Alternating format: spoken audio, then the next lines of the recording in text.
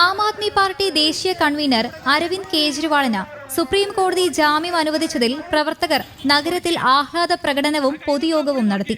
ഇഡിയുടെയും അതിലൂടെ ബിജെപിയുടെയും കുതന്ത്രങ്ങൾ തുറന്നു കാട്ടുന്നതാണ് അസാധ്യമായ PLMA കേസിൽ കേജ്രിവാളിന് ലഭിച്ച ജാമ്യം. രാജ്യത്തെ പൊതു തെരഞ്ഞെടുപ്പിൽ വികസന സങ്കല്പങ്ങൾ ചർച്ച ചെയ്യുന്നതിന് പകരം മോദി ഹിന്ദു മുസ്ലിം വർഗീയത മാത്രം പറയുകയാണ്.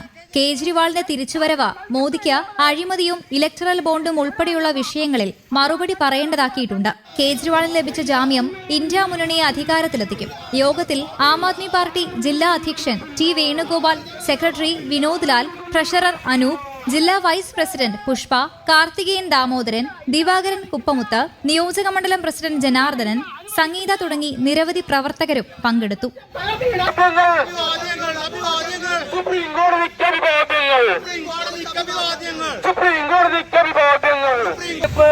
മുന്നിൽ കണ്ടുകൊണ്ട് ഇഡിയും കേന്ദ്ര സർക്കാരും എടുത്ത നടപടികൾ നിയമവിരുദ്ധമാണ്, ജനാധിപത്യ വിരുദ്ധമാണ്, ഭരണഘടന വിരുദ്ധമാണ് എന്ന് ബോധ്യപ്പെട്ടതിന്റെ അടിസ്ഥാനത്തിൽ താൽക്കാലിക ജാമ്യം അനുവദിച്ചത്.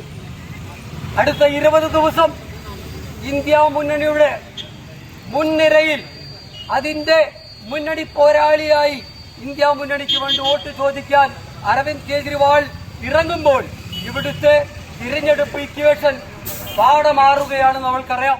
News desk, Kerala Kaumudi.